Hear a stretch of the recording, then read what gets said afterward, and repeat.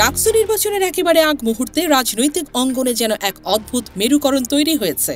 সার্বিক চিত্রটা এমন দাঁড়িয়েছে, পুরো মাঠ এখন ছাত্র শিবির বনাম বাকি সব রাজনৈতিক সংগঠনের। যে কোনো মূল্যে শিবিরকে থামাতে সবাই একত্রিত, এমন ধারণা শিক্ষার্থী সমাজে দ্রুত ছড়িয়ে পড়ছে।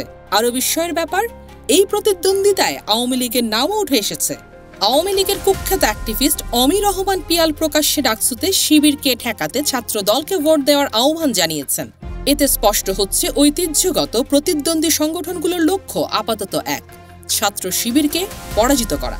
এই দৃশ্যপটে প্রশ্ন উঠছে, এটা কি কেবল আদর্শগত সংঘাত, নাকি শিবিরের জনপ্রিয়তার উত্থানই অন্যদের আতঙ্কিত করে তুলছে? বিভিন্ন মহলে এই প্রশ্ন ঘুরে বেড়াচ্ছে, কারণ কয়েক মাস ধরেই ছাত্রদল, বাকসাস এবং ছাত্র ইউনিয়নের মূল আক্রমণের কেন্দ্রবিন্দুতে রয়েছে ইসলামী ছাত্র শিবির। এই উত্তেজনার ভেতরেই শিবিরের ভিপি প্রার্থী আবু সাদিক কায়েম নিজের অবস্থান স্পষ্ট করেছেন।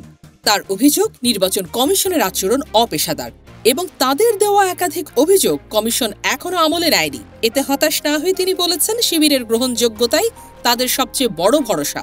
তার ভাষায়, ঢাকা বিশ্ববিদ্যালয়ের শিক্ষার্থীরা তাদের ইশতেহারের উপর আস্থা রাখবে, আর ৯ তারিখে তারা ব্যালট বিপ্লব দেখতে পাবে। সাদিক কায়েমের প্রচারণায় সবচেয়ে আলোচিত বিষয় হচ্ছে ৩৬ দফা সংস্কার প্রস্তাব। তিনি প্রতিশ্রুতি দিয়েছেন ১২ মাসের ভেতরে প্রতিটি দফা বাস্তবায়ন করা হবে। পরিকল্পনা এতটাই সুস্পষ্ট যে কোন মাসে কোন কাজ হবে তারও নকশা প্রস্তুত। তার দাবি, শিক্ষার্থীরা যেভাবে সাড়া দিচ্ছে তাতে স্পষ্ট যে তারা শিবিরকে নিজেদের প্রতিনিধি হিসেবে দেখতে চায়। ঢাকা বিশ্ববিদ্যালয়ের শতবর্ষ উদযাপনের প্রসঙ্গ টেনে সাদিক বলেন, এখানে যত সংকট রয়েছে তার বেশিরভাগই কৃত্রিম, আর এর মূল কারণ হচ্ছে সঠিক এক্সিকিউটিভ প্ল্যানের অভাব। তিনি জানান, ঐক্যবদ্ধ শিক্ষার্থী জোট হিসেবে তারা এই নীতিগত দুর্বলতার জায়গাতেই কাজ করবে।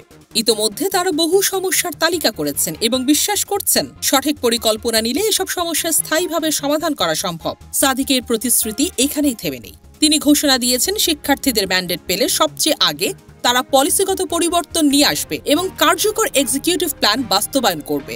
এমনকি ডাকসু নির্বাচনে নিয়মিত একাডেমিক ক্যালেন্ডার অন্তর্ভুক্ত করার অঙ্গীকারও করেছেন তিনি।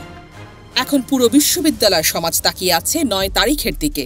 প্রশ্ন একটাই, সব রাজনৈতিক সংগঠনকে পেছনে ফেলে একা লড়াই করে ছাত্র শিবির কি নতুন ইতিহাস সৃষ্টি করতে পারবে, নাকি এই ঐক্যবদ্ধ প্রতিরোধের দেওয়াল টপকাতে তাদের পক্ষে সম্ভব হবে না? সময়ই বলবে।